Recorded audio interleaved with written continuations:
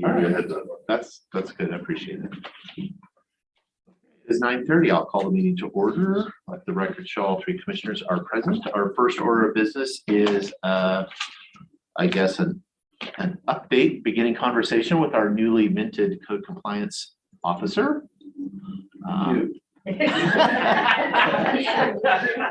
Mr. Chairman, your fiscal manager also is going to address budgets as far as the code compliance. Okay. Well, we'll start with that first. Let's get that stuff out of the way. Yeah. Always nice to You want to figure out how we're gonna pay for it all. Right. Everything has a budget component.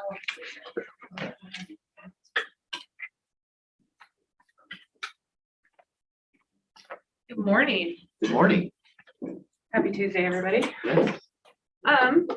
Here's hoping.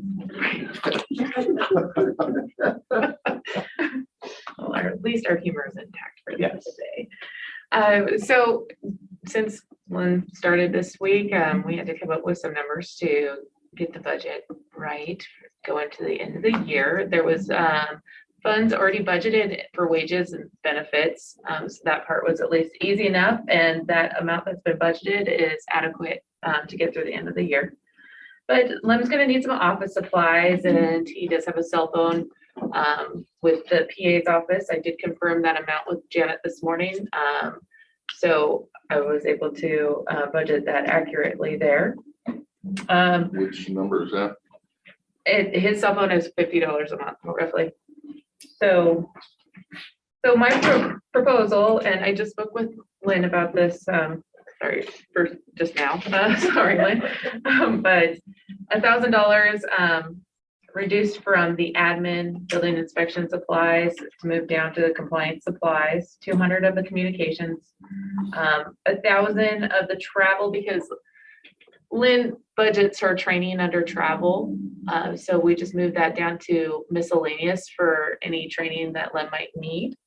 And then the IF supplies, $1,600. That's actually fuel from Public Works pumps. So you can use them.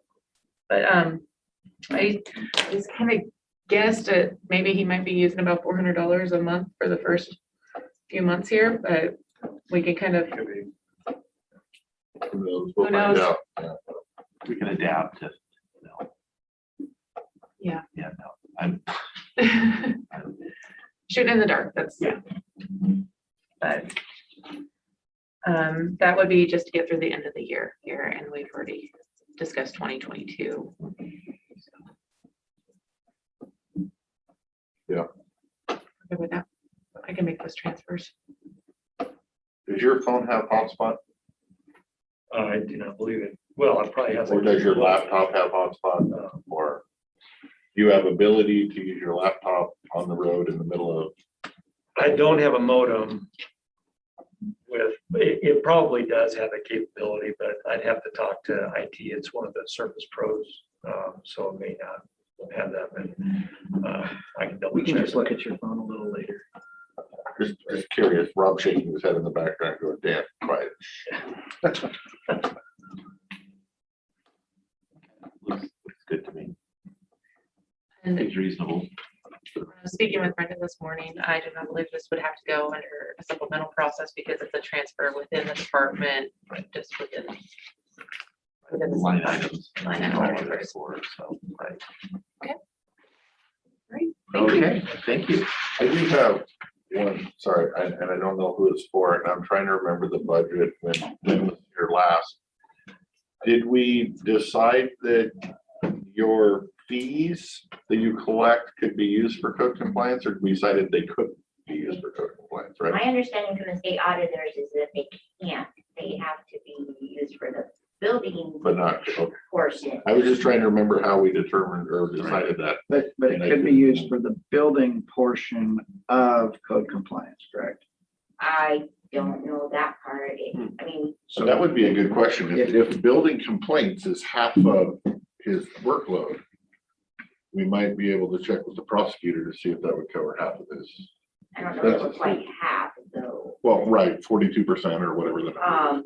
I would say if he's working on something specific related to my department, those funds could probably be used there. Possibly, yeah, So we that should would be check a into good- that. that would be a good question. But we for the have to auditor. check our bars numbers to make sure we weren't making the auditors.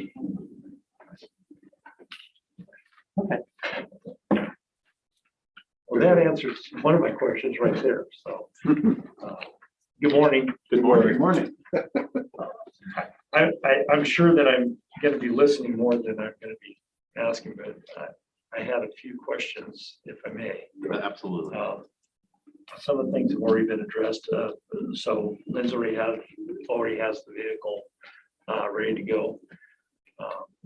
For future, I don't know if the vehicle is gonna have enough clearance to get into some of the places that I need to get into. That'll, hopefully that works itself out, but I definitely need to have some sort of four-wheel drive clearance type of capability. And, but, the Ford Escape, I use a CRP, my wife does, so it's probably similar to what that has, with the all-wheel drive and what have you. My thinking on that one is once we get a fleet department, that we can change vehicles if needed to be changed, because I do see even a pickup truck that's out there and not being used.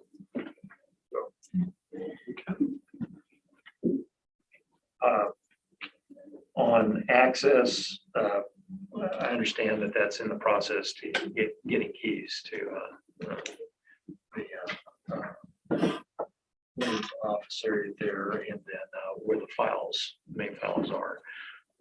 And with that, I've been going through a lot of the, I will have to ask you to speak up because anybody listening from Zoom probably can't hear okay, you. So, all right, but all right. So I will talk in my more command voice. I know you're a soft-faced guy. It's just, I'm gonna hear it later that nobody can Yeah, hear you. so been reviewing the files, the more recent complaints from 2002 and so far this year, and then going through the files that are still there and matching things up.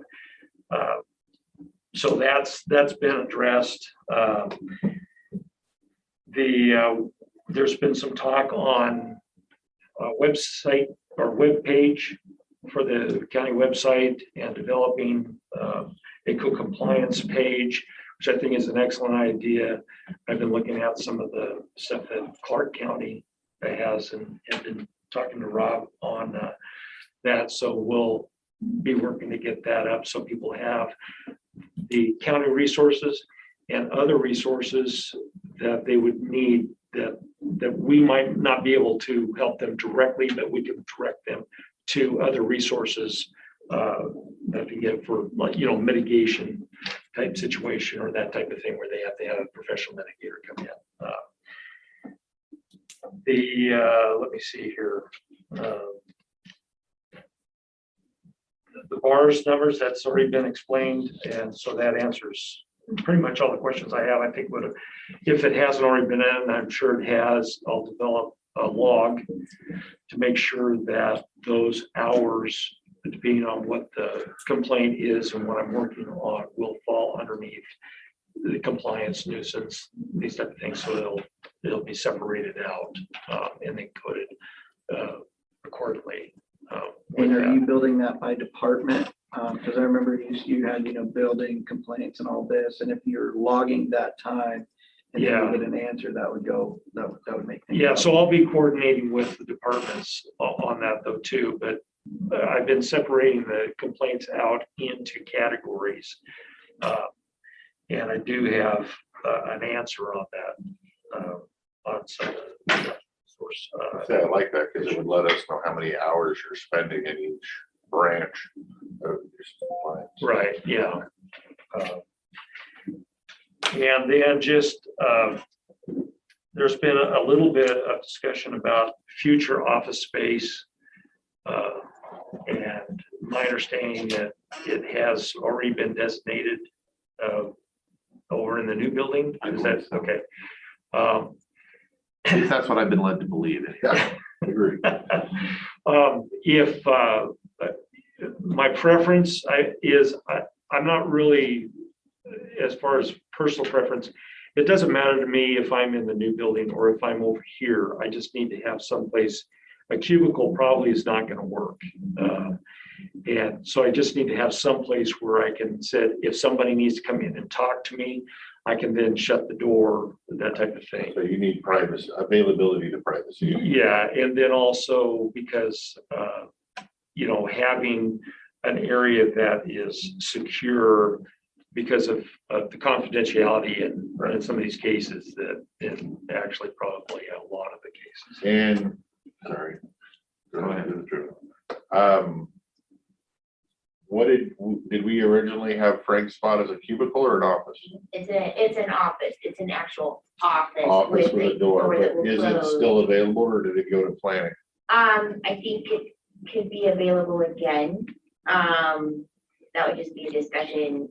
Lem and I did go, let Gordy know that there would be potential need for that, and he said he could talk to Mochi. But with planning, it may be easier to have a planner in a cubicle versus Lem in a cubicle, simply because he does need that privacy, yes. But Frank did have an office space in our area designated already, so. Okay, Rob? I think Gordy said he was gonna discuss with you other options. Yeah, I think we'll.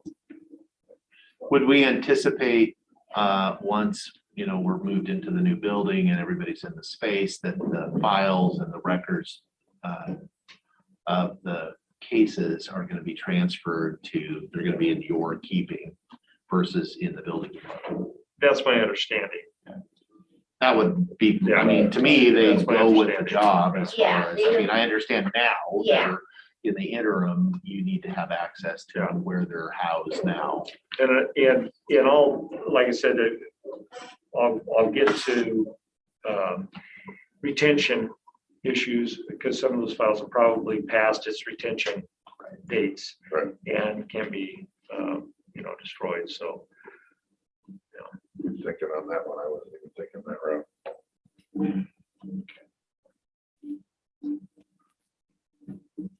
And the only other thing I have is priorities, and I'm looking at, from my standpoint, public health priorities. We have a lot of drain field septic issues just going through what I have. And so, I need from the commissioners, what do you want me to focus on as a bigger focus, not saying that everything else goes to the wayside, but as what the priority should be. So I guess my thought is, I wasn't expecting to get somebody as well versed as Lim when we hired for the position. My original idea was to get them to spend some time in each department, get to know these people that they're dealing with, that they can make their lives easier when they're working on these code compliance issues. I agree with Lynn that the health side, the environmental health side, we've got 2 years of that. It's come up time and time again. That'd be a good place to start. So maybe having him spend a little bit of time working with Avery and David and just work with them, go out, job shadow them a little bit, figure out how it all works so that when he goes out and looks, then he can be better apt to make the right decisions and know what to do. And that would be my focus, my first focus. Does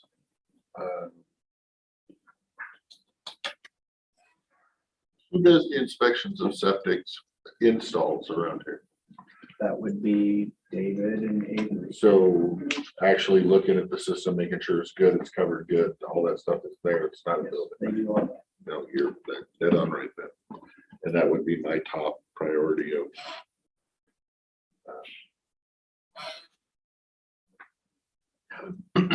To have the compliance officer focus on. Yeah, I mean, I think public health is always, there is everything's important, but there is a hierarchy of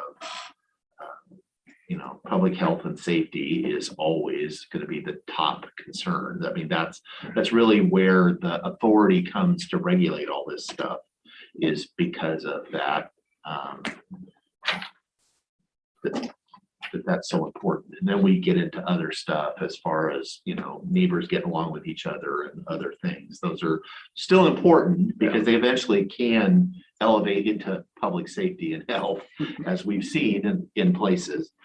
So I would support that too, as far as I think, and it's good that the board's kind of in agreement in that, because that's one thing. We've never really done this before, where we've had, because you're not a director, you're not a department, and it is, directors have quite a lot of latitude and discretion in deciding how the department gets run and what, so this is a little different, where, we're your direct supervisors. Not that we're not with departments directors, but it is a little different relationship. And so I think it's really important that the board kind of figures out how it's going to manage you, because you don't work for individual commissioners. No director does. They work for the board. And obviously they can and should interact with the board and individual commissioners on a regular daily basis is fine. But I would always hope that directors or anybody that is being directly supervised by the board feels confident enough to be able to kind of know kind of chain of command, as far as that if you're being asked to do something that is, or any director that seems to be contrary to a position of the board, again, that's who you work for. And so I'm not going to call you up and say, and if I do and say, hey, I'm really concerned about, my next door neighbor that's doing something, that you can say, thank you, Mr. Commissioner, that's great. Let's bring that up with the board and see, and we'll see if that's a priority of the board. Yeah. So, In the same regard. so please feel empowered to be able to do that if that comes from And me or if anybody you else. get guidance in any way from one commissioner, next update you have, check with all three of them. So it's, I've been navigating right, it's waters probably interesting. with, Yes.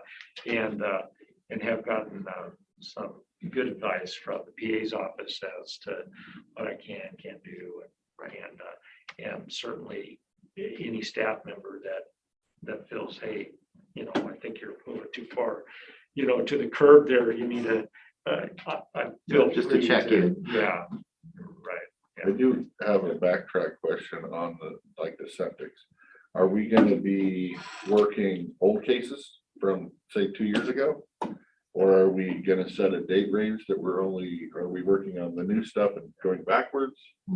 Are we doing, I can't imagine, I mean, maybe we are we going to have him check into, somebody's trees overhanging my yard from 2 years ago? Or are we gonna drop those off? Are we still gonna look into a septic from 2 years ago that maybe hasn't been resolved? Where are we drawing that line, or are we? Is it just whatever we want to do? If I may, so some of the complaints that I've been going through are over 10 years old. Right. Uh, Septic complaints or just any complaints? Well, any complaints, I left maybe I think I left it in my office, but the list that Lynn had given me of active cases up until this year. And then she gave me the pile of complaints for this year. And so on those active cases, and really it's, I've got to go through and eventually go through and look at it and say, okay, are they actually active cases, or there's a couple of them that have been resolved, but it just hasn't been formally closed in, Right. the system. And then there's a lot of, I think, response letters that will need to go out saying, we've received your complaint and that we're working to resolve these issues. Are you comfortable with, because I would say for me, just personally, what I'm looking for is, we've kind of set a priority of public health that you go through first and foremost, the whole load of things, sort out the things that are a public health concern versus other things. And then, again, don't forget about these. We are going to get to those, but we're going to concentrate on these first. And then maybe come back with here's the universe of possibilities. What do you want me to do? Do we want to knock off these ones that are 10 years old, or meaning take them off the list? Do we want to have a date range? Because I think that's something that the board needs to have a discussion, but I need enough information. They don't really I don't know if it's, we're talking about 500 things or 50 things or 5 things. And right now, I would say, You don't know either. I don't know either. Right. When I've gone through, I would say it's closer to 50 things, but there's a lot more on that list of active open cases. So, but yeah, I can go through and compile and get that data. See, I don't want to necessarily micromanage what you go after other than septic type public health stuff. Other than that, I'm fine with letting him deem what he thinks is most necessary or most vital or So we got easiest resolved. one more big thing to make a decision about. So Lynn is a special officer, special deputy with the sheriff's office, and so he is able and licensed to carry. Is that something we want to allow him to do? And how do you feel about that in the situation? I know that, a lot of these cases are frequent flyers with the sheriff's office, and I don't want to send him out there if he knows it's a frequent flyer that could be an issue. But I also don't want to have, people that are not frequent flyers show up with somebody with a weapon that they could feel threatened or intimidated in any way. So do we want to leave it up to him? Do we want to make a decision? Do we want to think about it? I don't want to authorize that person, whoever that may be today, tomorrow, or the next week, as having that authority. But my recommendation is to allow Lem the ability to have the badge and to carry. But my point is, if he's replaced by somebody, that honor or that ability does not transfer to the next person that has his job without a discussion. But for him personally, he's trained, he's went through that, and I feel fully comfortable. And that should be I would say for me, I would rely on your discretion, as far as I think you are, you're authorized, and I think that is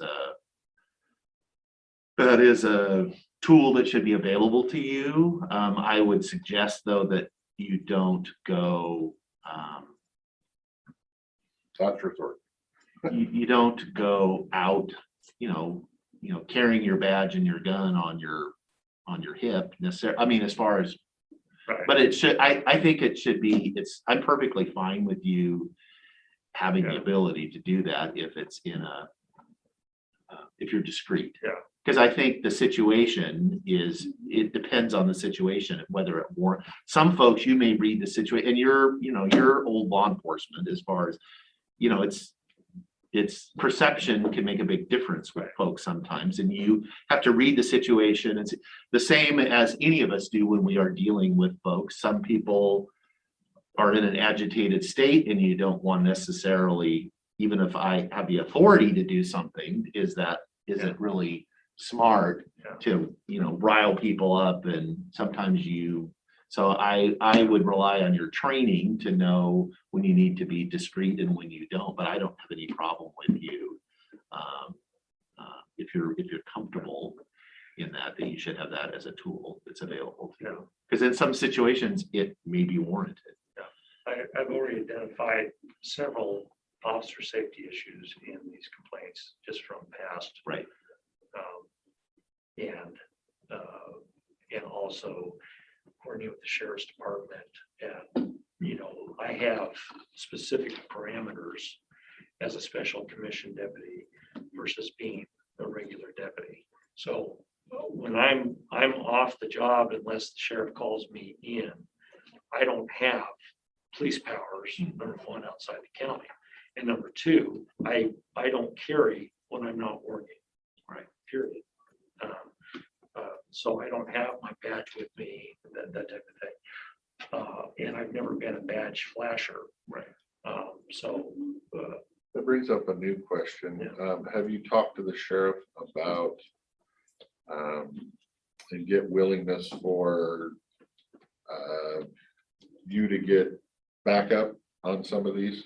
Hey, I need a deputy to come with me to go out to this property. Have you had those? right, discussions yeah, with them? so we've discussed about, and that's another thing too, is a vehicle radio calling into dispatch, and they have, so I can't use my old call number for the prosecutor's office. But they have a number in reserve for me for code compliance. Okay. And then I can call, and that's what I typically do when I was working with the prosecutor's office, is I would call it out at the scene and tell them what it is that I'm doing. And in most cases, it was serving civil papers, Right. or attempting to contact a witness or victim. And then I tell them, depending on the situation and who I'm contacting, I'd like to have a radio check in 5. They automatically, and I've asked Jeff to do this, is to automatically set it for 15.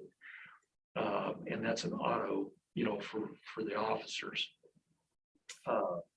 But if I am going to a situation where there has been past issues, with the sheriff's department or complaints, that kind of thing, then I'll say to do radio check at 5. That And brings up, dispatch has been very, very good about that.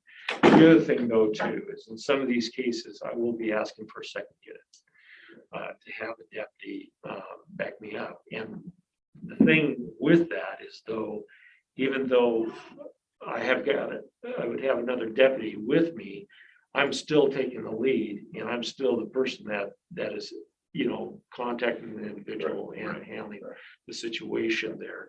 They're there as a backup, in case things, go sideways. So, and that's common practice in law enforcement 101. I mean, that's. my question was, and I haven't asked you this yet because I forgot.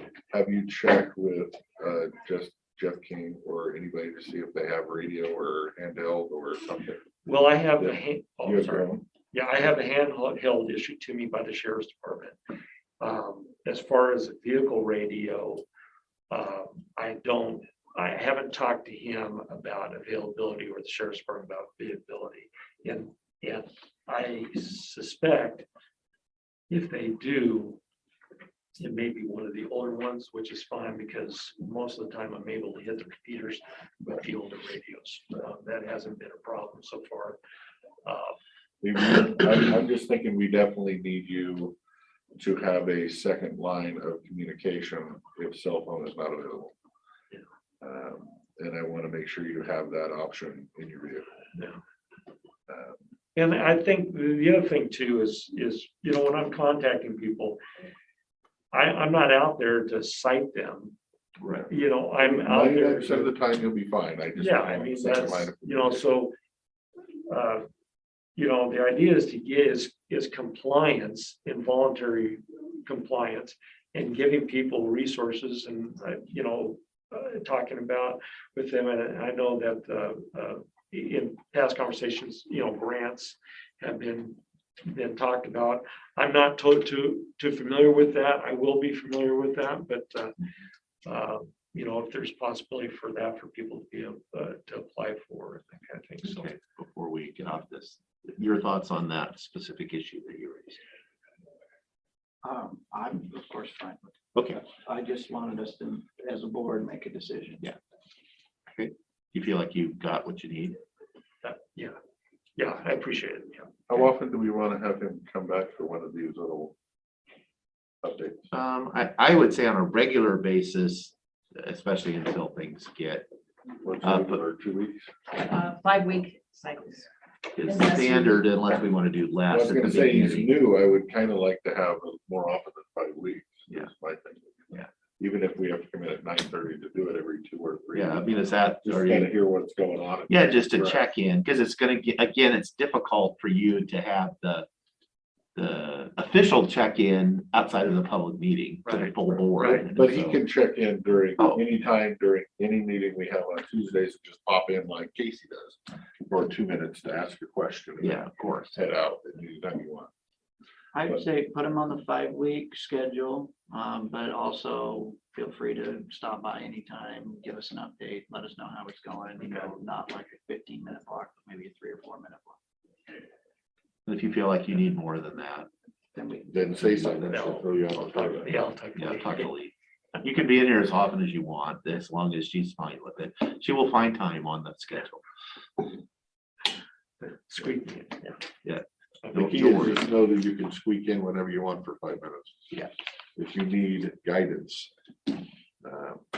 More than Thank you, Larry. Thank you. Thank you. Coming on board.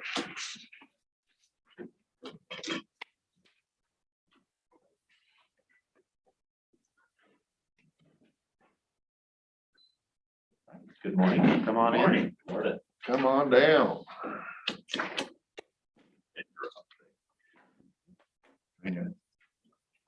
Yeah, it is. Like a pin drop. Think it goes to 1:30. Please no. Yeah, You don't want to be. No, we don't want.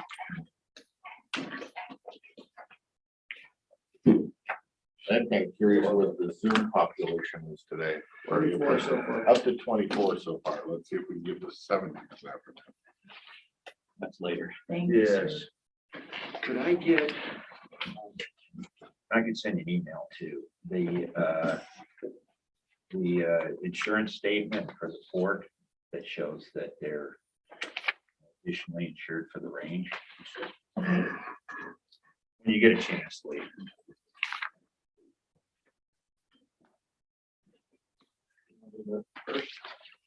Okay, whenever you're ready.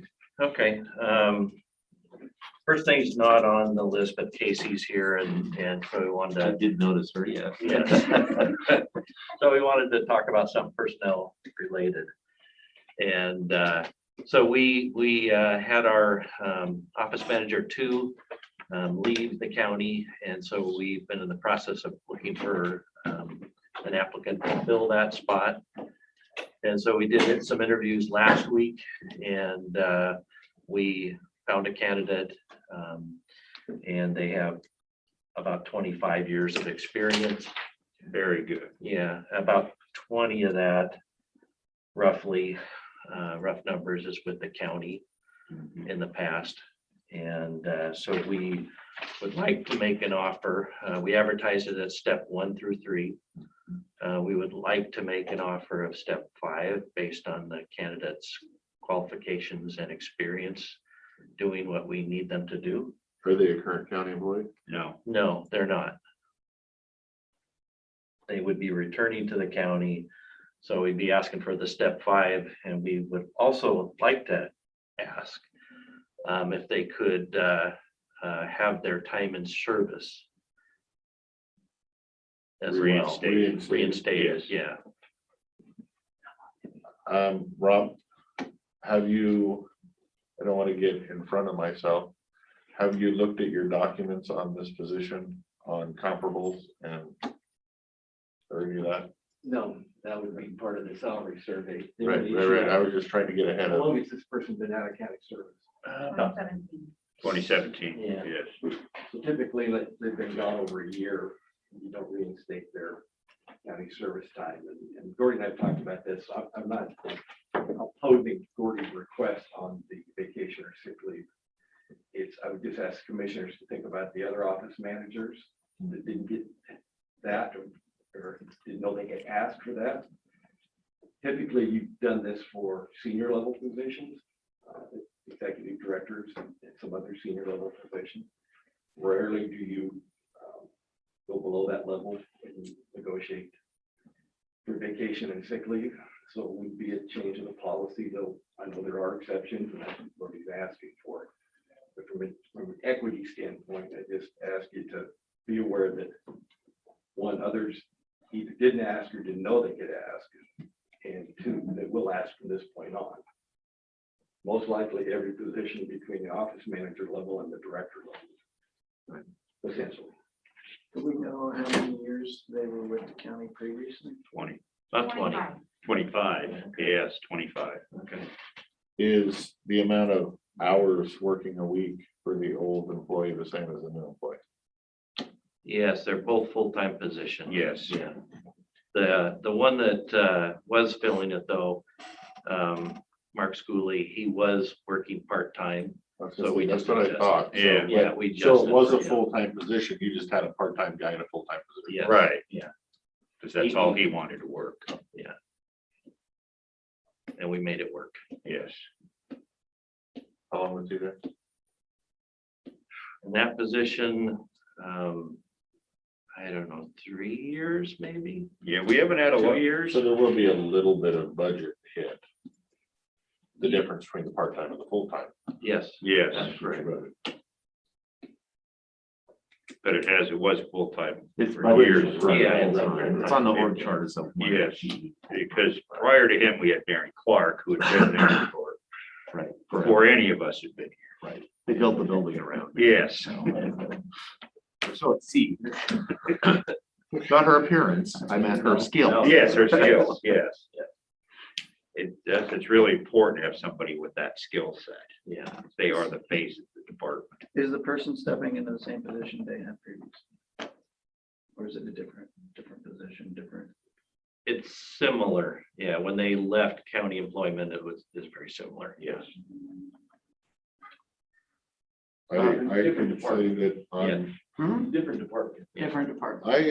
I am one of the people that will always fight for fair and even across the board.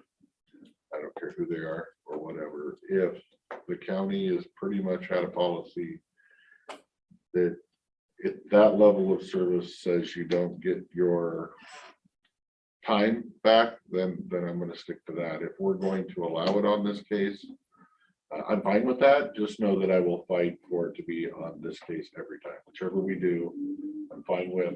Just know that's where the bar is for me.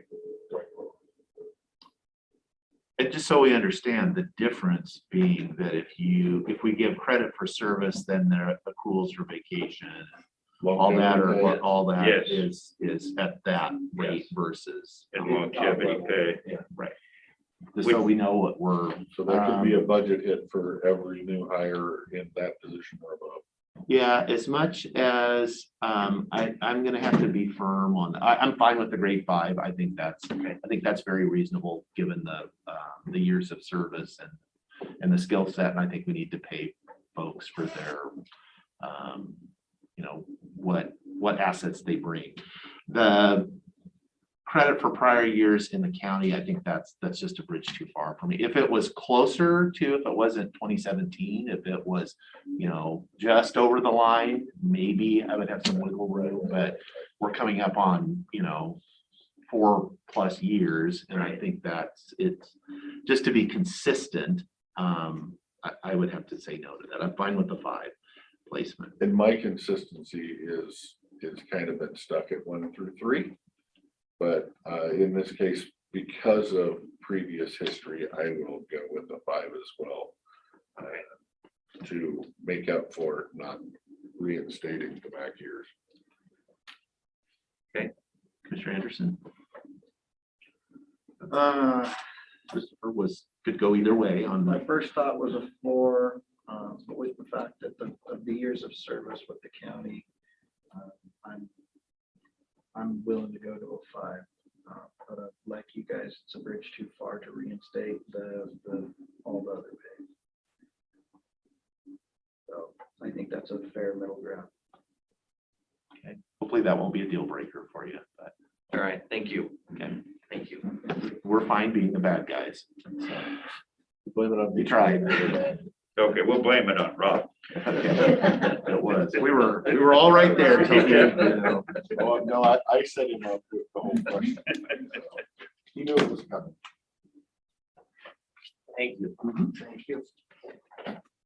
I don't know if you're all finished up with your, where to put the code enforcement officer.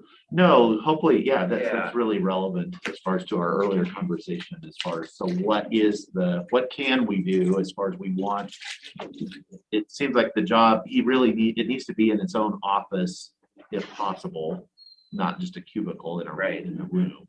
And so what options are available in our new shiny building over there that we're remodeling as we? I hope not.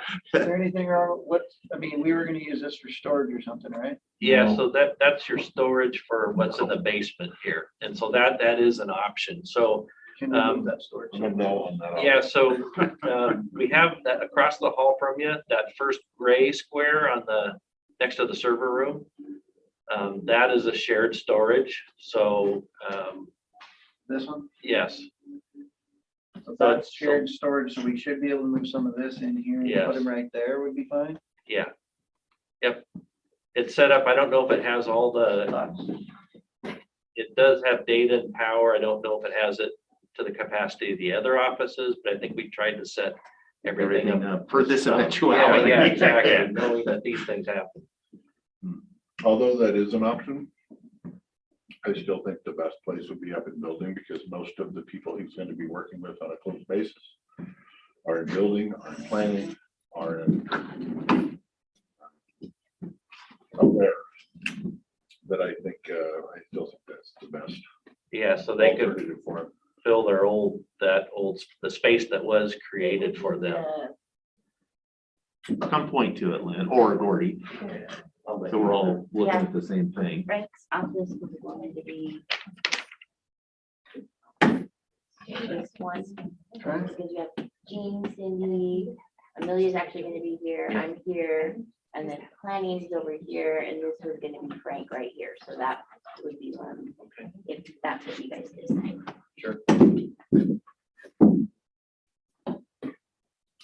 So those are a couple, if you want office space where there's privacy, those are a couple locations where it's possible.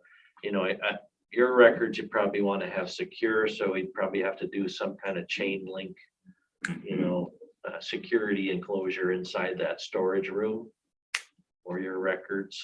If we chose to put him in the commissioner's chamber. Yeah, unless you took over the whole space, the idea was shared storage, because Dave McClure unfortunately does not have a storage room like you guys do. So, and that was one area that he might. So building and planning, though, there is storage, secure storage within their facility. Yes, within they that. have, we designed 2 rooms, and I think Lynn has her. The room directly Almost a library. behind where I just pointed out his office, that room directly behind it is what we're calling like our library, but that's where we're gonna have our fire safe. And, things of that nature, so Okay. that room's secure, plus his office would be secure. Right. So the one across the hall from there, is that one for planning? Same thing.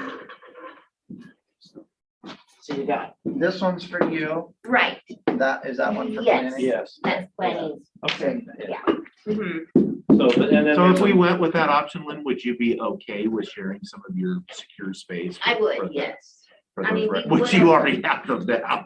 We would have anyway, I mean, and so with the change, it's not really anything different than what it was before, except for he's just using our area and he's doing his own thing, but Right. he's totally welcome to use Okay. that space.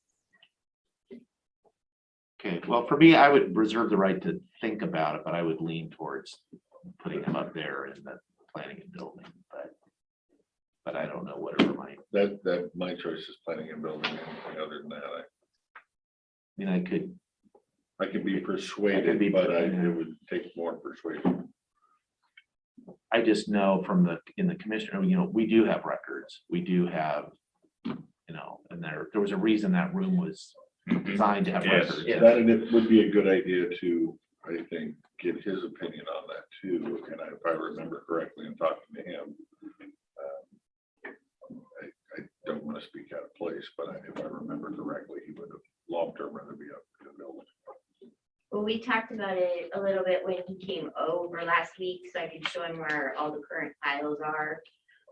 which is when he and I went and told Gordy that we may be looking for a spot for him. And he wasn't opposed to that idea because, you know, he's just gonna have the access and the files can be there, the records can be there. And then he's got a designated space that's where his, you know, private area. And that would have been, again, where Frank was. So if someone comes in to see him, we just take him through our reception area, you know, and then he would have that privacy and security factor. And I'm looking at it also as a, I guess you can say in the public eye, it's a little bit of a separation from the commissioner. So it isn't Lee walking the person complaining through the commissioner's offices to the code compliance person. If you figure my vision there.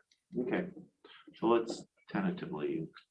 Yeah, there's spaces and options. I mean, we Yeah. can change if it doesn't work. Yeah, so, okay, All right, thank you. Thank I was you. just here in case you had questions. Yes. thank you. Okay.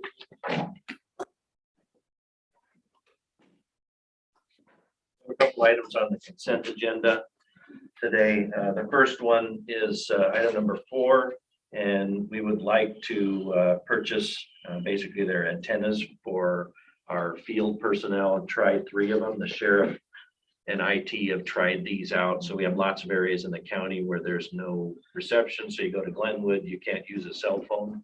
They're actually with these antennas able to use their cell phones in the valley and get out, as well as all of the Klickitat. It's River. more of like a cell phone booster than Yes, a Yeah. actual two-way radio. Yeah, it's a cell phone booster. Okay. And so we can That get, might fix my other question. yeah, so we'd like to try 3 of these. We have our foreman in Glenwood. We have a couple field inspectors and that move around all parts of the county. We want to see if try these out because they should work and it'll provide an Do we know upgrade. if it works in Glenwood? Have we done? a Yeah, the survey? sheriff and IT actually did several locations. Glenwood, they were able to get out and have a conversation. Same as most all of the Klickitat River Valley, and then areas over in Bickleton, some of those canyons where you can't, there's no signal. They were able to make connections and phone calls. All right. So How much are they a pop? to get set up for 3 of these, it's 5,000. So I don't have the breakdown, I don't think, of all the equipment and parts.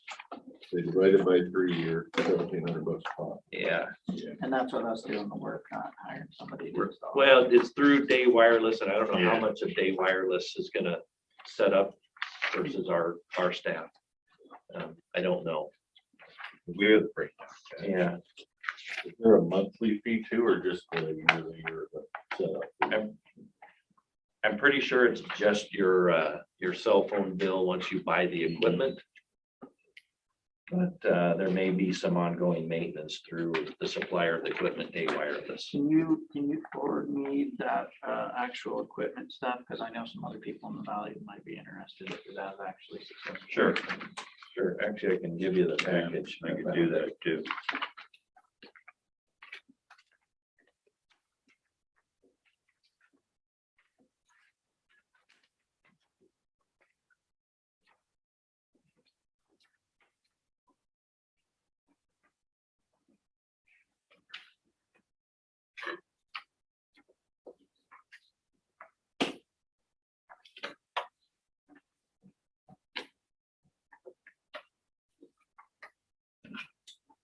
Okay, let's see, so we have our first set of 4 HVAC units in the Pioneer Center, and this is the award. So we can start moving forward with ordering and procuring the equipment, and that'll determine when we can actually put it in. Yeah, when would we anticipate? I mean, it's.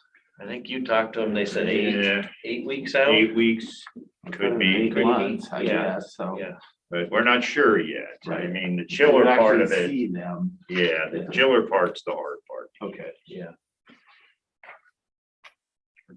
And is there any issue if, for 8 weeks out doing that work in the dead of winter. It will be a problem. Yeah, Thank you for that honest answer. So, yeah.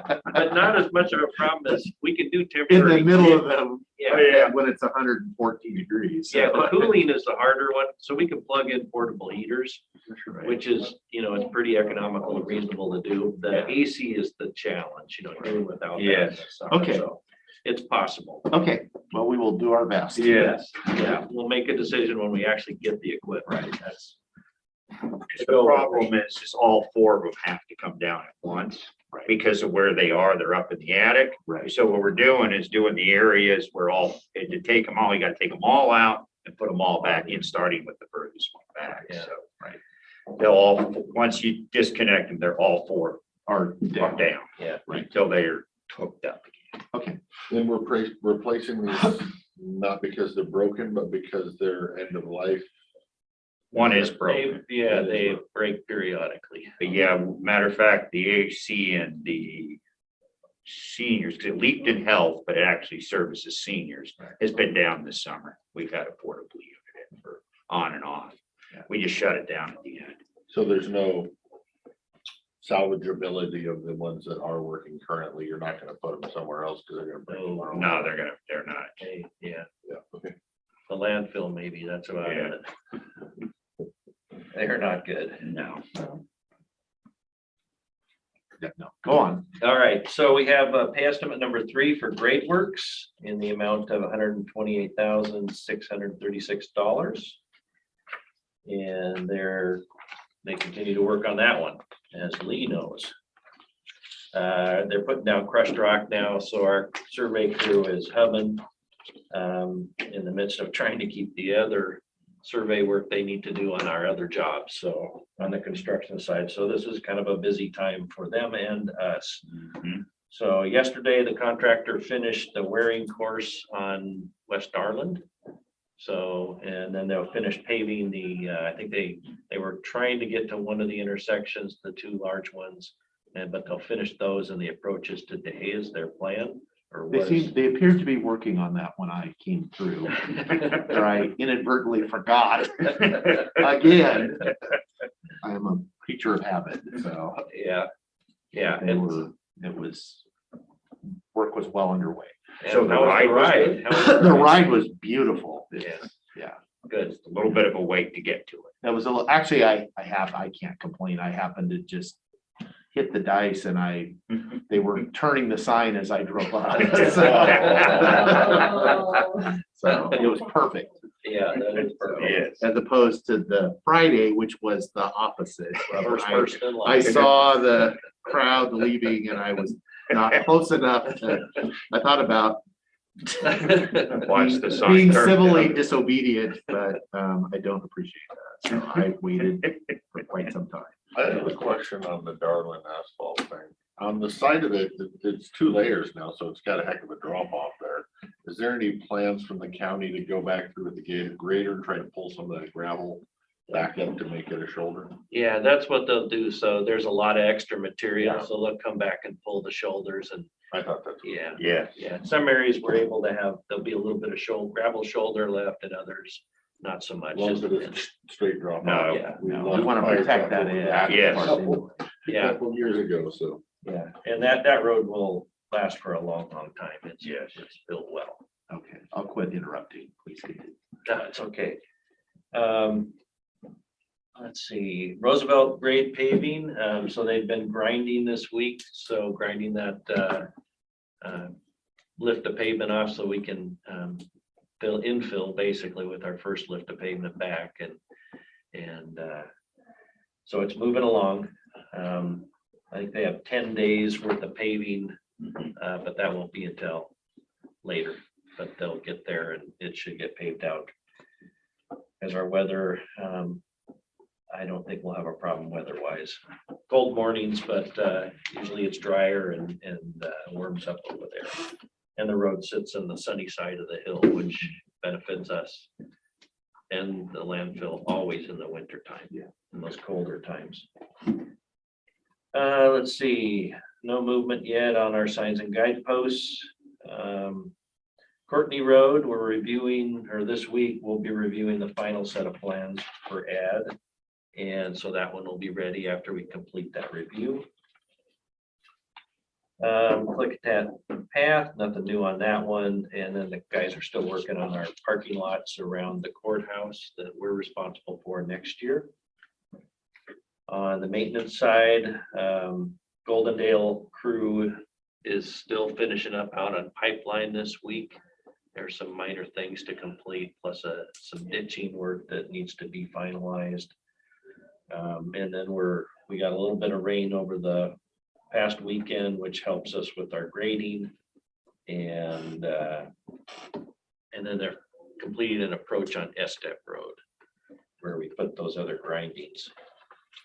White Salmon and Glenwood shops, they completed the Car Road turnaround, and then they're gonna start the Panicanik turnaround this week. So they're working on that as a big project. They have a couple culverts they're replacing and grading activities.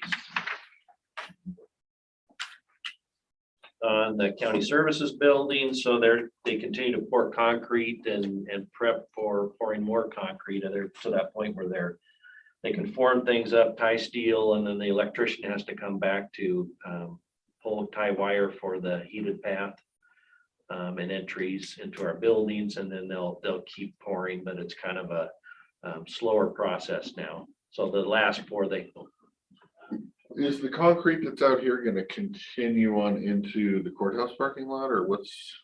No, there's kind of a elevated, basically pedestrian table that kind of lets people know there's something different, which is the concrete.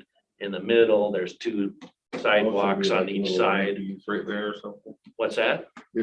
What's gonna be in the transition between the blacktop and the cement?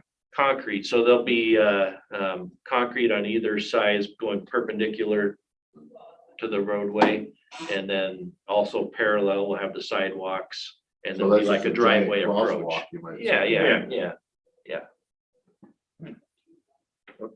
Yeah. So they continue, hopefully they'll get back on tearing out the pavement in the main parking lot here. And then I think they're in the process of confirming that they can get asphalt when they want to finish things up in October. So that's always the challenge for us here. We don't want them to shut down too soon, and if they know something's coming, they're usually able to make it happen. Flooring in the new building, they're working from the top down, so they've got most of the tile and carpet done on the third floor, and the tile is going in. Once they finish, they'll move to the second and keep working their way down to the bottom. But most of the flooring is in, so it's just a matter of finishing things up. They've got a lot more of those window frames, so it's really starting to look finished. And so if you want to go over for another visit anytime, it would be good to, there's been some changes since the last time you were there. And then yesterday they were bringing in all the casework for the commissioner's bench and the commissioner's meeting room. And so that's being installed as well. So it'll start to change and look like it's going to look when we're done. Electrical, I think electricians still pushed. They're on the third floor. They've made all the connections to their cabinets, and there's power on in different parts of the building. The server room obviously has power because our IT guys are setting things up.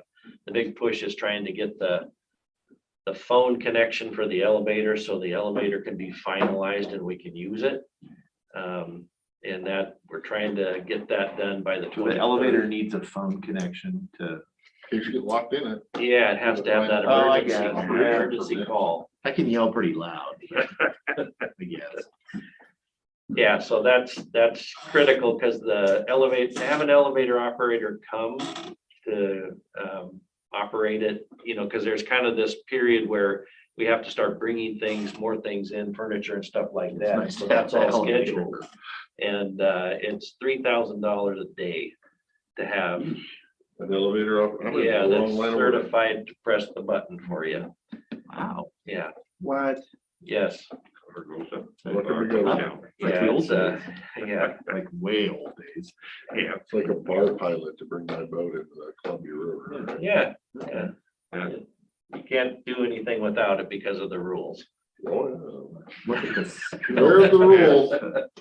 The training and Yeah. the education, experience. Yeah, and they're- Free. He's just got a loud voice, so if the phone doesn't work, he can I scream guess. loudly. So anyway, we're pushing to get the phone in, so we don't have to deal with any of those other issues. Yeah, don't deal with Yeah, that. don't $3,000. No. You can hire a lot of people to. People carry to furniture pack stuff upstairs Yeah. for $3,000. I can buy you a some day. mules if you need it. I Yeah. don't 3,000. Okay, so really nothing new on the lower portion of that. On the building, we've covered the main items. Courthouse entry, I'll let Jeff maybe. Yeah, we're done pouring. So we're gonna start putting the railing on the south side, north side, we got with the concrete cure. We're starting to put in all the fill, the dirt material for the grass. So they're gonna start cleaning it up pretty quickly now. We'll reset the vestibule and So when would we anticipate the doors being reopened as far as on the north and the south? we're scheduled to be completely done October 8th. But we're trying to get the So south. we're gonna get the open. south open fairly quickly. We're hoping south will be open maybe by the end of this week. Good, thank you. All right, HVAC units, we talked about Pioneer Center already, and then we'll be advertising either next week or the following week for the 4 on top of the courthouse that we're gonna replace. And then one unit will be, so we have to, it's probably gonna be several weeks to get these units, these big commercial units. And so one of the units is one off the Yeah, NX1. yes. That one we had to replace, I think it was 2 years ago now. That That, still has some Yeah, life with the in it, Oh, yeah. I would hope. so, Those are actually pretty good. Those are compared to the Pioneer Center, those Yeah. are very good units. yeah, So yeah, we'll pluck that one off and put it up here. So we're actually only purchasing 3 units. We're replacing 4, but only purchasing 3. anything new on the radio? Nothing new on the radio. Our survey crew's pretty tied up right now, so we'll keep moving forward. No questions? Just a quick follow-up. Have we had, I've seen some email strings with WashDOT about the Murdoch speed reduction. And I was just, when's the appropriate time to have a conversation with the WashDOT fella that's kind of because he's been answering people saying he's, is interested and wants to have, it's gonna have communication coordination with the public, road department in the county as far as the board. So because I'm hoping, it seems like based on the information that's being sent to him, he understands that there is a difference of opinion on what they were proposing initially versus what the community is asking for. Yeah. And that seemed, both the distance and the speeds, Uh-huh. and that it really is, this is the time, I would think, to be able to make sure that's getting communicated. Right. Ultimately, WashDOT is WashDOT, and they will do as they see fit. Right. But I don't want to miss an opportunity to be able to make sure that's getting communicated. I believe it is based on the emails that I'm being CC'd on, but I don't know if is there a time for me to follow up directly with the project manager? I talked to him last week on Monday Okay, before the meeting, and he was, I just, got back, I've got 20 of these to right. deal with, and so I think, given, I haven't seen any of the email responses, but giving him time to digest that a little bit, Okay, maybe, sometime the end of this week or first of next week might be good to follow up. okay. Yeah. Okay, I'll do that. I'm kind of letting it, because people Yeah. are they are contacting me Good. directly, and they seem, Good. and I don't know how, I don't know if it's them that I'm on the list, but I'm getting those, and he is responding to them directly to people. Okay, So I just want to follow up on that. okay. So, because I said I would, so. Yeah, I think another week would be enough Okay. time. Okay, that's all I have. Okay, thank you. There is I forgot to say this, there is a meeting with the Forest Service and Oh. everybody else for Dog Mountain. That also includes Catherine Creek and Courtney Road on the 30th. Okay. If I can send you the link, Yeah. I'll get it approved with the people, but I don't think they'll have an issue. Okay, yeah, I'd like to at least sit in on If that. you want to sit in, yeah, I'll send you the link. Okay, thank you. All right, that's it. That's it, yeah. All right, thank you. Thank you. Okay. Like the sheriff. Oh, he sees through the window. Hello, everybody. How you doing, Sheriff? Morning, Sheriff. Good morning. How are you today? Good to see you. Good to see you. See you too.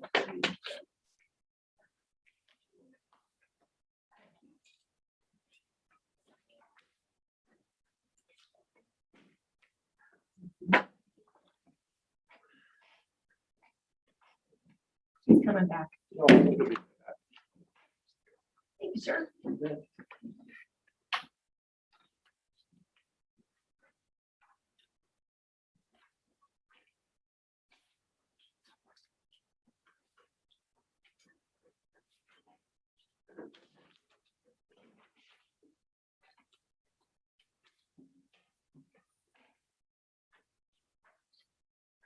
I'm gonna give him like 30 seconds.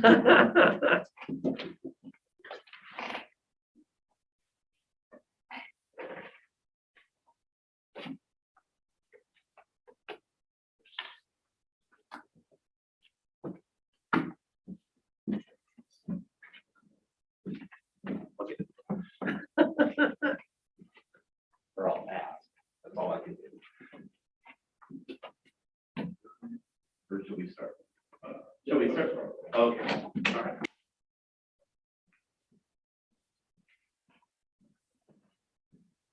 Let's go ahead and get started.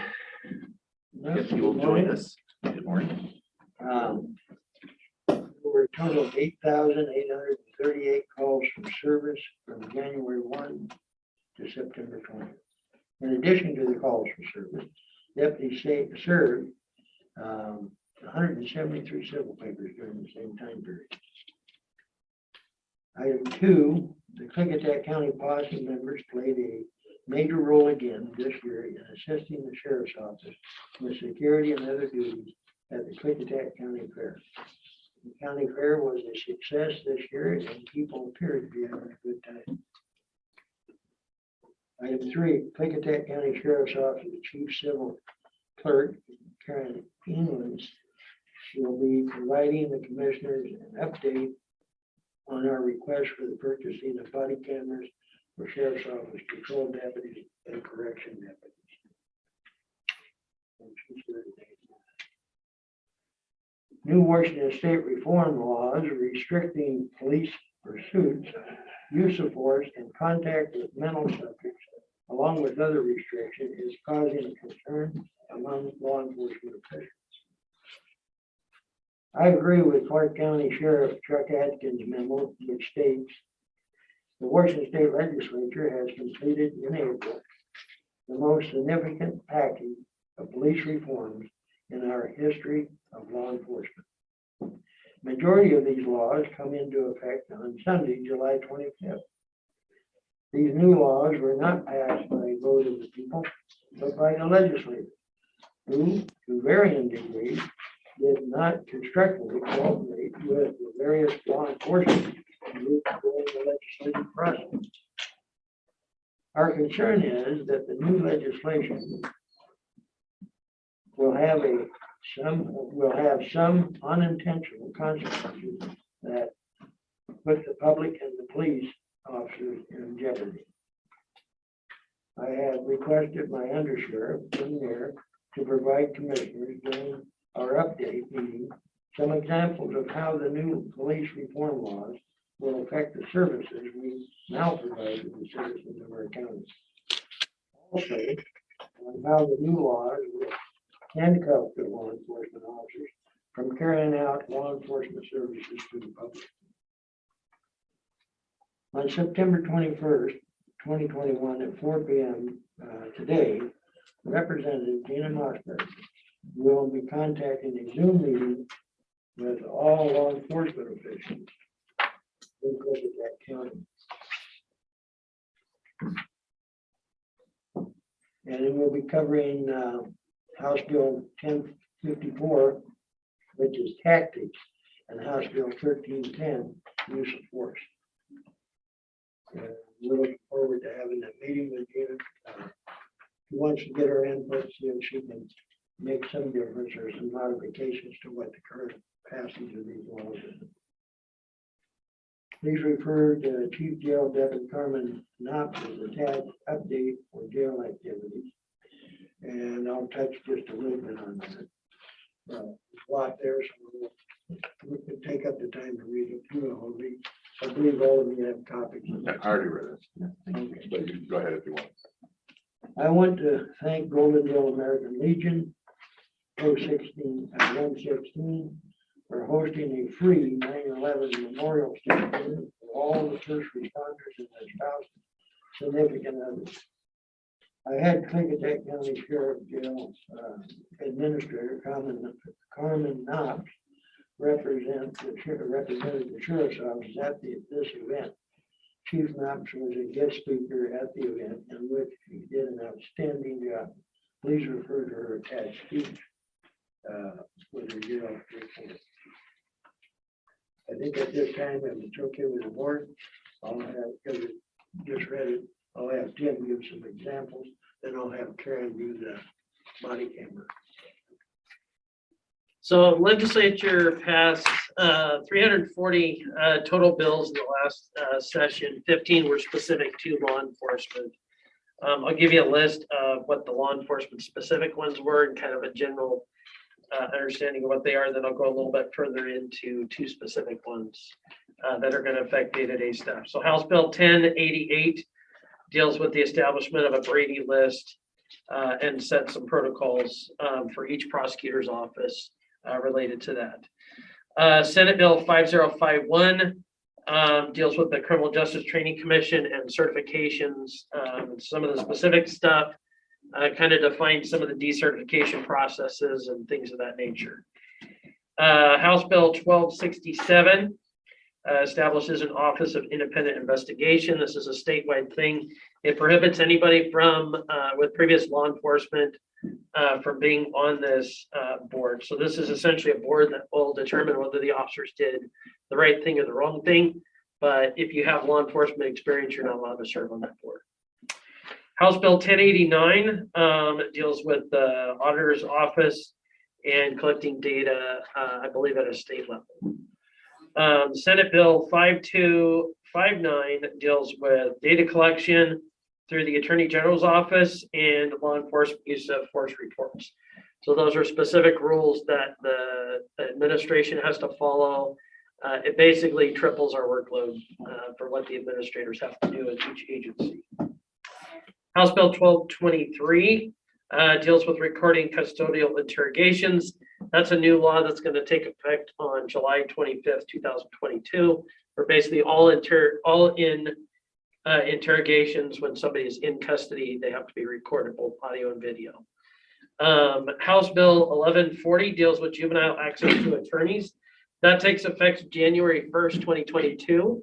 And that requires that we have to provide an attorney, not provide access to an attorney. We have to provide an attorney for juveniles before we can talk to them about an incident. They can no longer waive their Miranda rights or constitutional rights.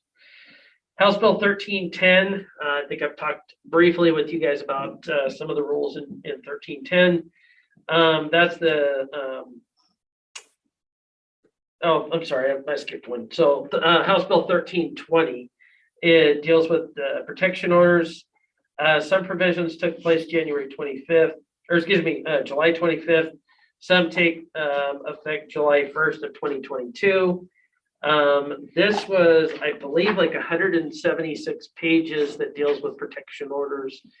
And when our prosecutor came up with this, basically this PowerPoint, he'd been trying to read through that, and it's, you know, you miss one word in that and it changes basically the response of law enforcement in those. So House Bill 1310 deals with the use of force. I've talked briefly about some of that stuff. I'll go a little bit further into detail here in just a minute with that one. Senate Bill 5476, this is the Blake response.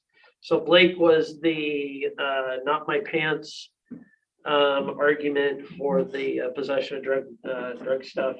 It basically took possession of drugs down to a gross misdemeanor. And there is a basically an expiration date on that law. So it gives the legislature time to decide whether they're going to continue to have drugs be illegal, or if they want to just let the law expire, and then drugs are not something it would be able to arrest for. That doesn't cover manufacturing. So like big marijuana grows, people that are manufacturing hard drugs, we can still pursue on the manufacturing side. So that didn't touch that. What's the level that it becomes manufacturing versus, is there a? Well, if you're manufacturing, like if you, I mean, I used to build houses for a living, and I Right. would manufacture one house a year. Sure. Which Yep. is different than me building a subdivision. Be like meth. Yeah, so, or like a marijuana grow. So like if you're growing marijuana and you don't have a permit to do so, which you are required to have, you don't have a, you know, you're not like a commercial grow or anything Do you like have that. a permit for personal use, like 6 plants or something like that? Yeah, and so right now, I think if they're under 21, it's for 3 plants, and if they're over 21, it's for 15. But they still have to have a permit. Still have to have a permit. Interesting. Yes, and there's not a way for us to track that at a state level or even a county level. So we do have some places that are voluntary compliance. They've reached out to us and say, hey, I've got a medical marijuana grow. Which they come out and take a look at my grow. And I've gone out there when I was a detective and took pictures and got all that stuff. Because the state flies our county on a regular basis because we have a lot of marijuana grows. I might add the state liquor commission, is basically the law enforcement for the marijuana. Yeah, and they track commercial grows or what's called a co-op grow. So not that we would ever do it, but as an example, the 3 of us could decide, hey, let's, you know, I've got a medical marijuana license, you got a medical marijuana license, you got one. Let's do a co-op grow so we can register with the state. And then the state would essentially be able to track that stuff. There's certain requirements. But as an example, if you had a medical marijuana card and he had a medical marijuana card, but you didn't have the ability to grow, he can get a grower's license on your behalf. So basically you both would go into the same doctor, get the same paperwork done, send it to the state, and the state would issue a grower's license. We did serve a search warrant last year on somebody. Good to know as I look at career options. Yeah, that's right. So just go to your local pediatrician. It's kind of big money, you know, but we did actually have somebody, and that they had, when we flew over them originally, they had 150 plants on their property. And then we flew over them a second time, they had 250 plants. They were madly trying to cut plants down by the time we got there to serve a search warrant. They got it down to just under 100, I believe. They had a license for themselves and they had a grower's license. So basically they were allotted up to 30 plants. So, and it was the first one, I brought the state team in for that. And that was the first, basically the first license where they had actually seen where somebody had gone through the process to get it so they could grow for themselves and for somebody else. Normally it's, you go get a license, you go get a license, you go get a license. No idea where you even live. You've never even been to the property, but this guy's going to try to claim that, you know. So he's that's the growing. crazy thing. If you're gonna grow 250 plants, don't apply for a permit and put yourself on the radar. Yeah, and well, it's not a radar that we would ever see. So even at, it's basically they get the paperwork and there's no tracking on that paperwork, so it's kind of So difficult. what is it? Is it just there for the state to collect $15 or something? Yeah, I don't know what they cost. I honestly don't know what they cost, but. So is there a limit? Can I accumulate, you use the example of the two of us and I'm gonna be their grower because they can. Can Sure. I aggregate 10 growers or 20 that I'm growing for? No, there's a limit, and it used to be, basically the co-op stuff originally, I believe, was 4 growers. So in other words, you could grow, basically 4 people could get together to Could go grow. together. And then that was changed, and I believe that, well, I believe it went away completely for a little bit, and then they brought it back, so that it's 3. So basically, anybody that's got more than 45 plants on their There is property, no legal way. yeah, you unless you're a can pretty commercial much, grower. yeah. Okay. So, and some of the ones that we do with marijuana, we just actually had somebody plead guilty yesterday on a case that I handled back in February, March. It started in January, took me a couple months to work it. But the person had all the marijuana packaged up. They had created their own brand name. They had a medical marijuana license, but it was clear that it was not a medical grow. And so I consulted with legal counsel on that. And they said, if it's not medical, if they have the medical license and it's clear it's not a medical one, that it's a black market commercial, you take all of them. So we wiped all the plants on that. So, I don't know, I would think that 15 plants would be more than personal use. and that's, That's the an state, you awful get a of lot, plants yeah. and an awful lot of poundage for one person. Yeah, but well, you would figure for an outdoor grow, depending upon how much is used and what the use is, because sometimes they're doing the oils, and the oils, that's a whole nother, level of risk and stuff of that nature. But they get a lot of marijuana, how much of it's usable or whatever, and then if it's outdoor, they have a short growing season.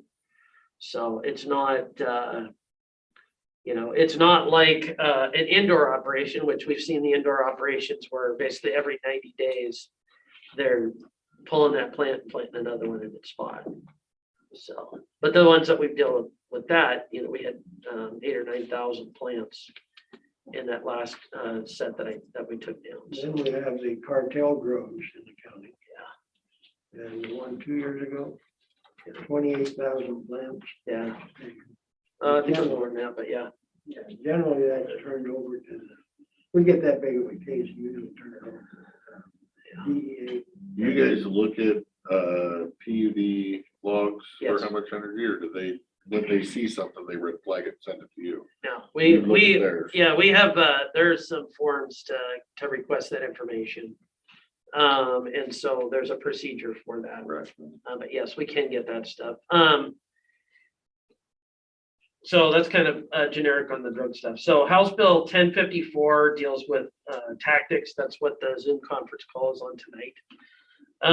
Senate Bill 5066, duty to intervene.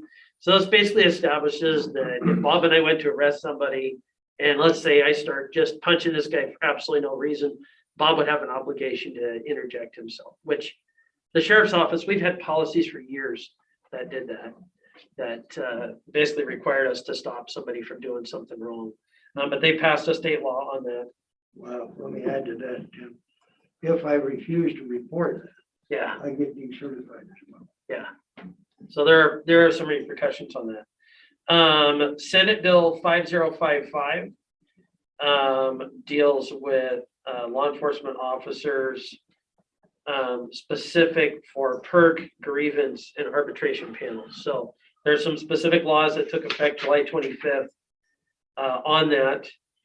And then they did come up with House Bill 1001 for grants to encourage candidates for law enforcement. They haven't funded anything, they haven't put anything in that bill, but they established this to basically kind of pave the way for them to attract law enforcement. And then Senate Bill 5135 deals with establishing a new law, unlawfully summoning law enforcement officers. So if somebody calls and basically files a false report, there's some civil action that the person that they're filing the report against can take. I will go briefly over 1310.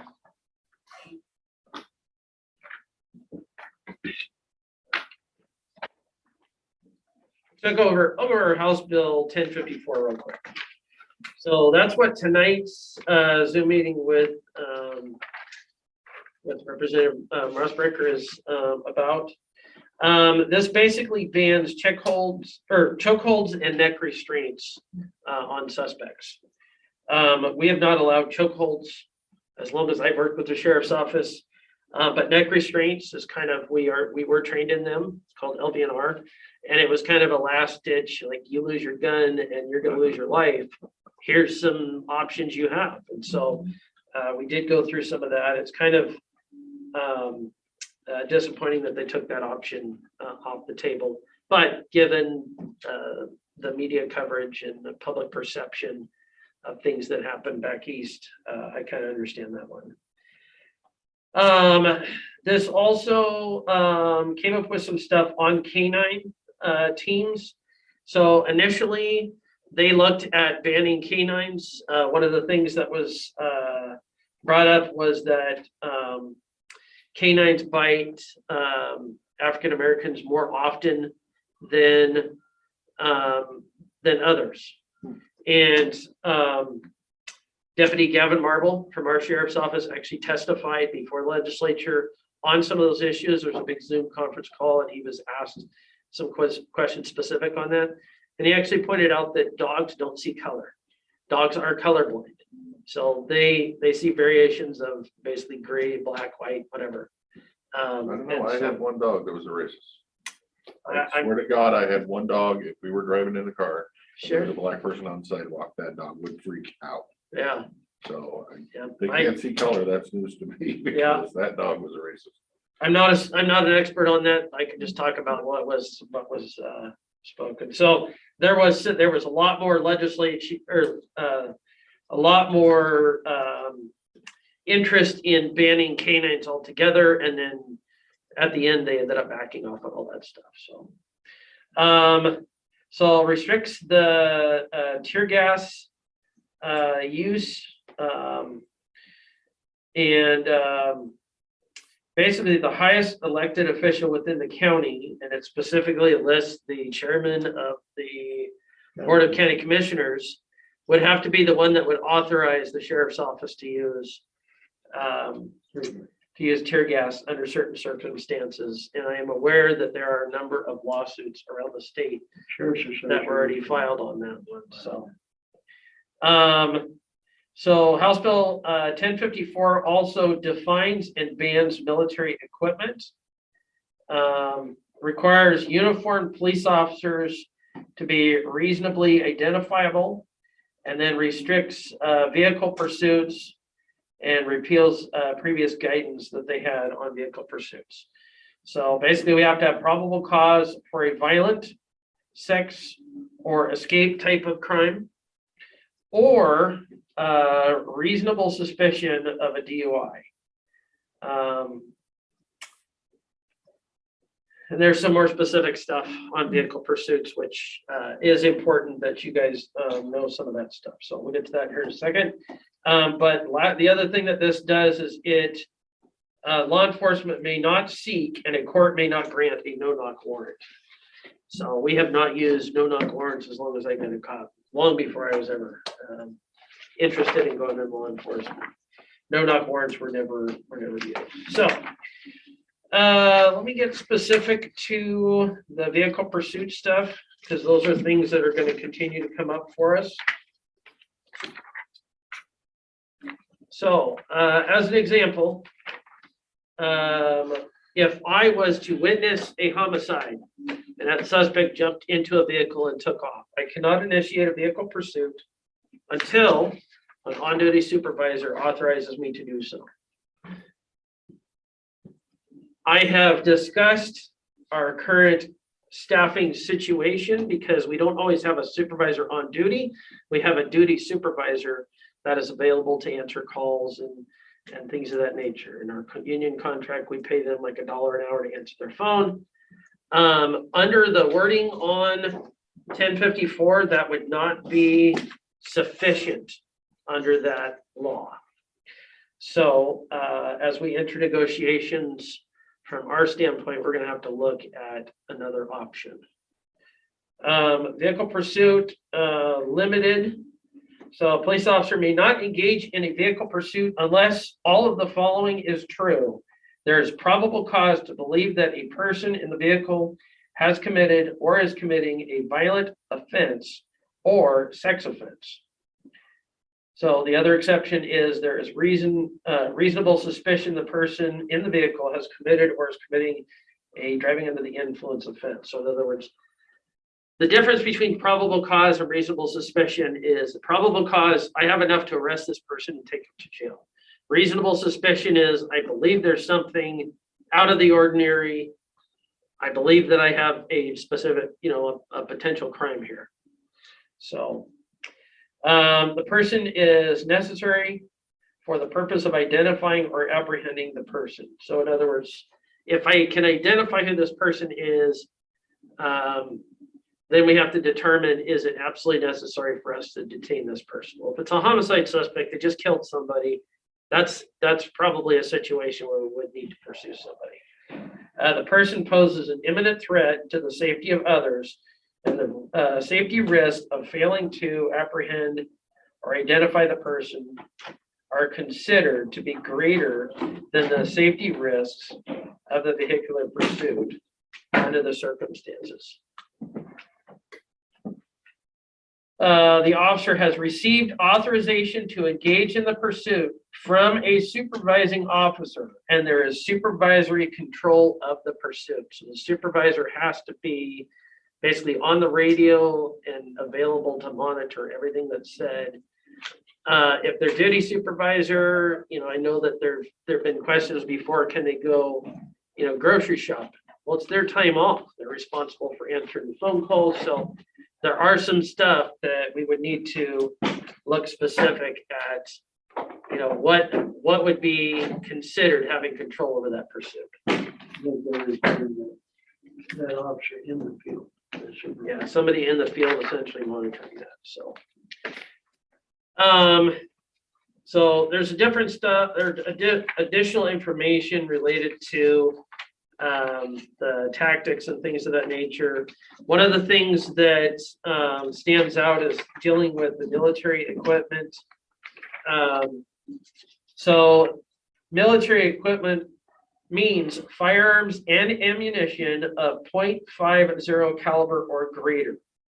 So, and it goes on to list some other stuff like machine guns and armored vehicles and things of that nature. In, I believe it's House Bill 1310, this deals with use of force, and these are where two laws are going to contradict each other. Let's see if I can read that. So we are required to provide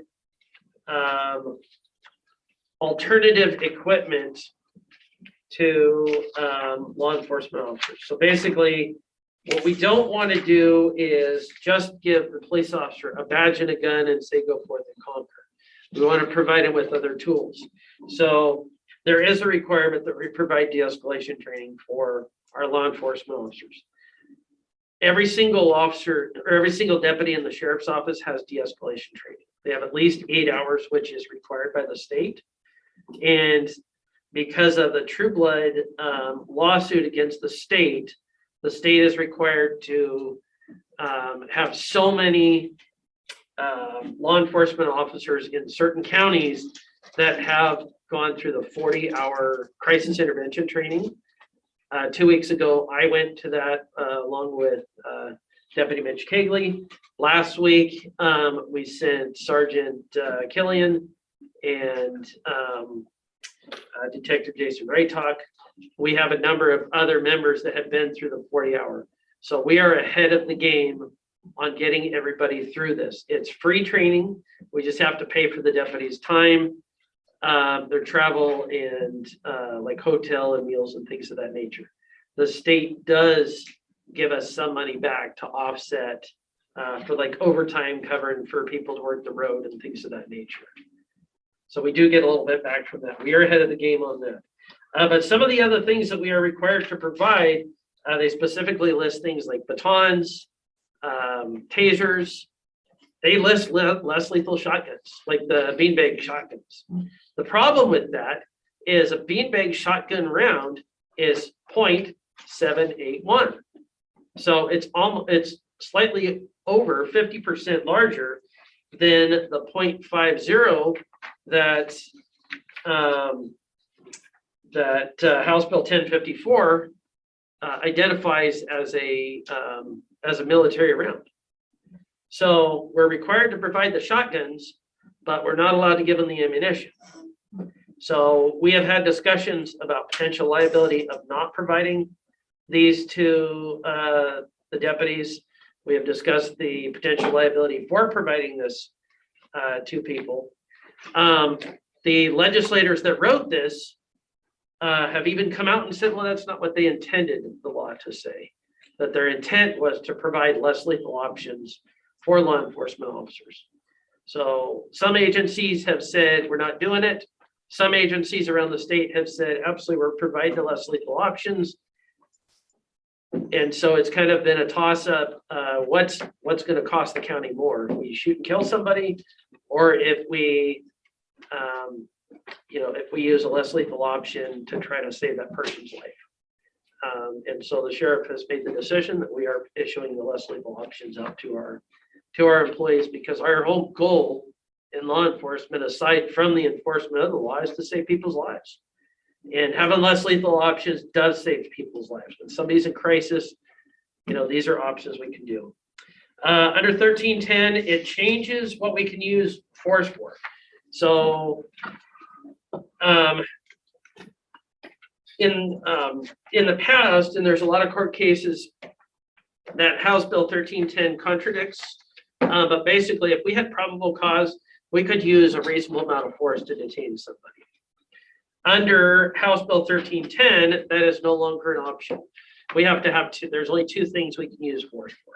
If we have probable cause to make an arrest, or if the person is in imminent danger to themselves or others. So it's very specific about that. So it really changes stuff. So around the state, a lot of law enforcement agencies have said, for mental health calls, if there is an imminent threat of danger, then we will go to the call. If there's a crime, then we will go to the call. We have taken a different position because there's a lot of other agencies that have said the same thing.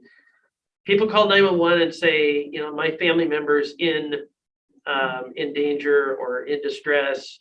I need some help with my family member. So we will look at that call. We'll still send somebody to that call. Go down there, see what you can do, because a lot of the mental health calls that we have dealt with in law enforcement, you get there and the person is asking for help. And it's saying, well, I don't have enough to detain this person, but there is no law out there that prohibits us from giving this person a courtesy ride to the hospital and getting somebody there. So we go, and a lot of that is just how you talk to those individuals. Sometimes when somebody's in crisis, there may not be an imminent threat of danger.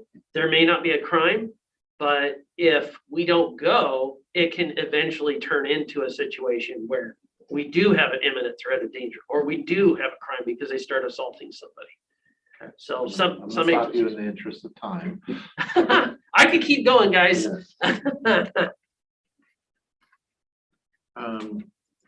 Anything else? Yes, yes, Karen. I'd like to apologize on my request for the engine. I had some confusing wording in my item. I forgot to take the word jail out and put the word patrol in, so. I already double checked it. Okay. Good I catch, didn't all right. catch I that. got it. I checked it. I did have one question. Yeah. I was going through this pile of bills and the most exciting one in there was, tell me about your rabbits.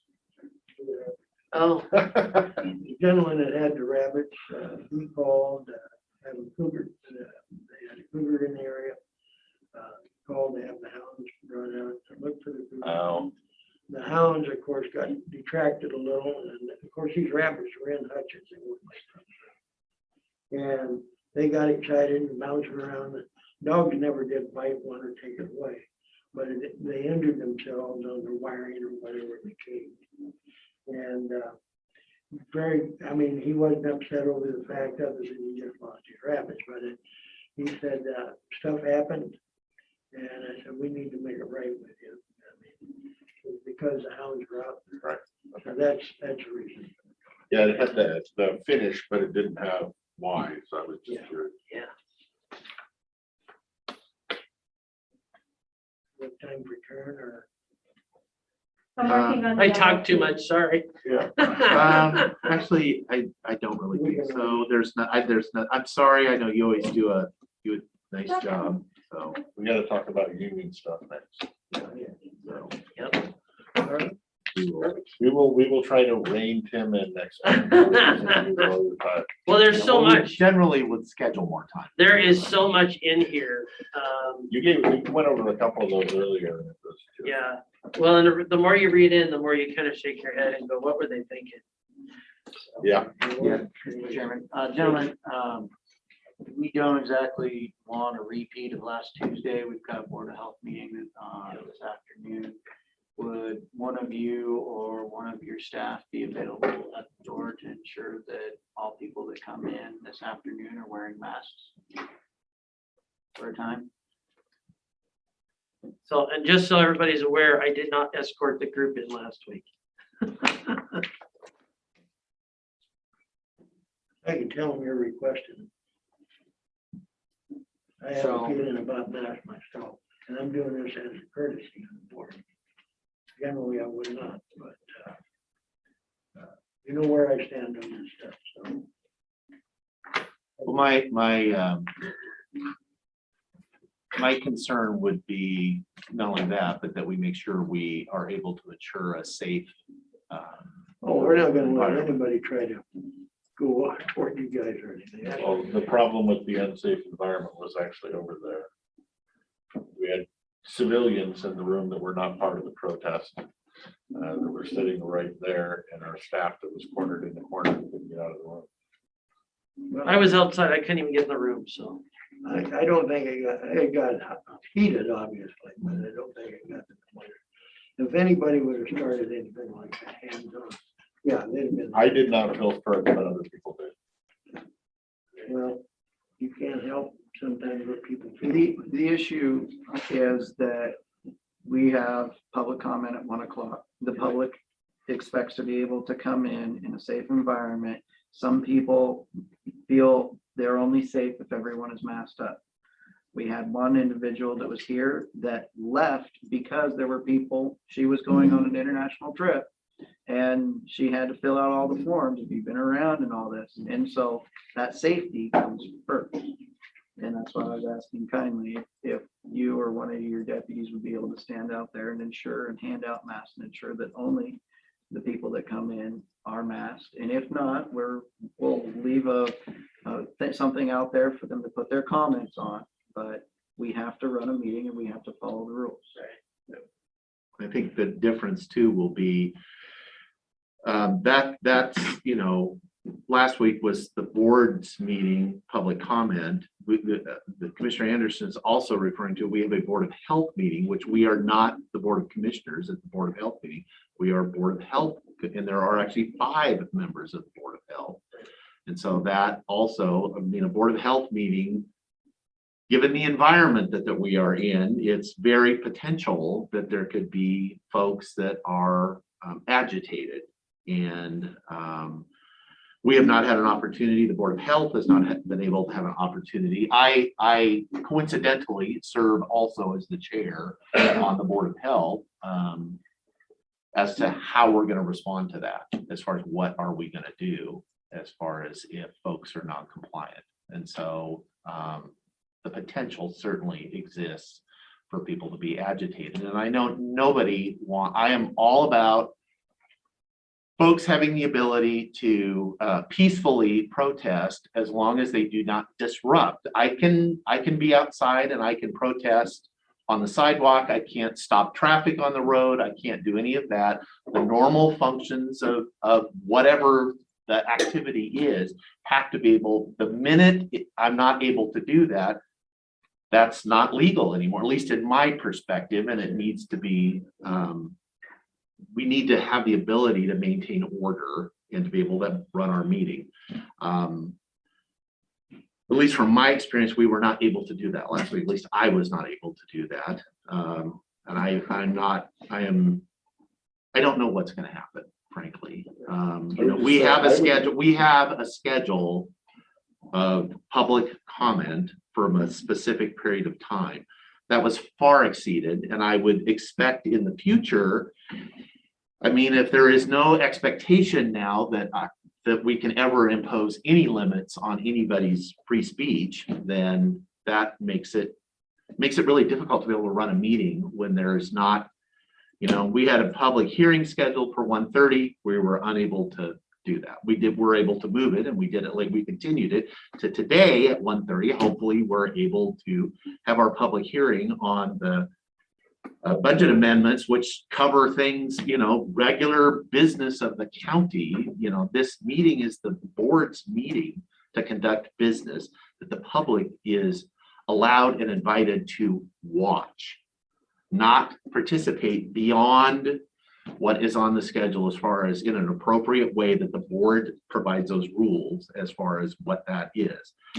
They can certainly watch anything we do, but it's our meeting to conduct the board's business, not as a avenue for folks to protest. That's not, and again, I'm all about protesting, but you have to follow. There are places and there's rules. And I would say I'd like to leave the door open to the public, but if we have another one of those scenes, I don't think the door will be open to the public anymore. Yeah.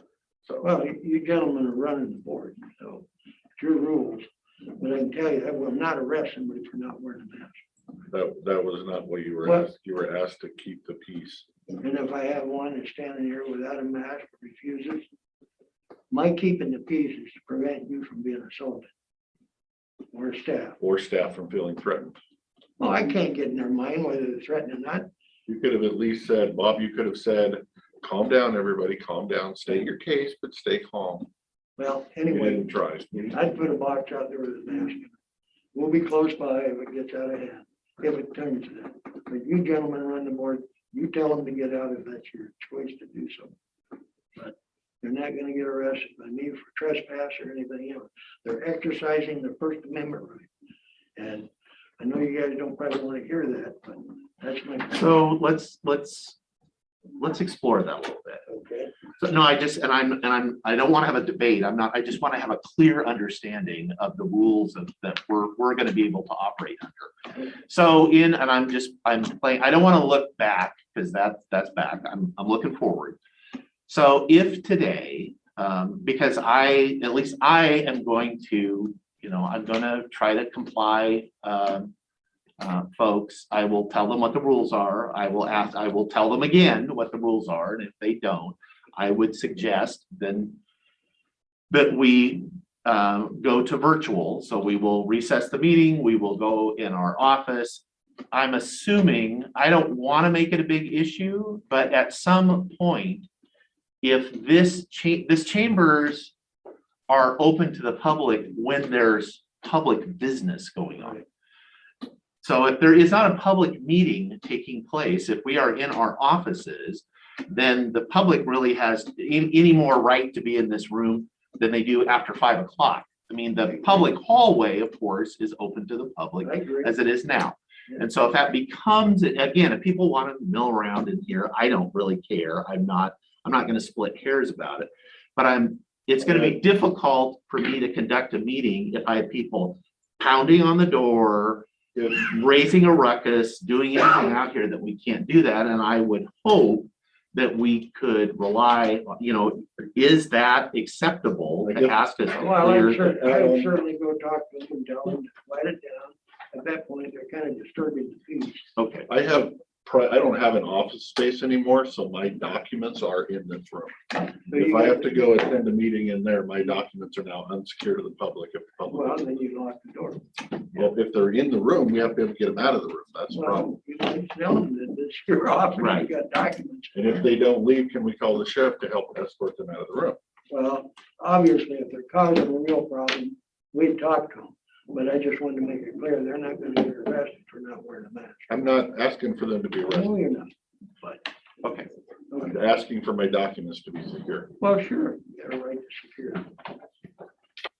But okay. as far Hopefully as it's the all a mask- non-issue today Yeah. and we will, As far as the mask go, I just put a box out there and a sign that says you must have a mask to come in. That box right there. that box with, I believe that's what that sign says, but. All right. All right. Thank you, Thank you, sir. sir. Yeah, I just want to secure my documents, so thank you, sir. All right. Casey, Rob? Something pleasant to talk about? Be better now than later. Schedule you for 1:30 if you'd like. I think we're scheduled for an executive session. To go into executive session to This discuss. is for you negotiations. Okay, we will go into executive session in accordance with RCW 42.30.140.4. This is for bargaining proposals, negotiations, grievance mediation, and or arbitration proceedings, all associated with collective bargaining. For how long? And Well, we before I scheduled- actually say that, we don't anticipate coming out of executive session. Do we have some action that we would not be? Okay. So I would anticipate that we won't go back into regular session until the 1 o'clock hour. So what I'm gonna do is we'll basically shut the Zoom meeting down and then we'll be back at 1 o'clock and we will make sure there will be no proceedings that are not broadcast. So we will start. With how long? removing people from Yes. Anticipated. I anticipated want us- Zoom closed. Yeah, that's what I want. I anticipated up to 30 minutes, but we do 15-minute increments if you want. Okay, and we can extend if need be. Well, we will start then first with 15 minutes, subject to extension beginning. So I would invite folks on Zoom, come back at 1 o'clock. When we come back from For lunch. all executives, I Start don't want to process. know.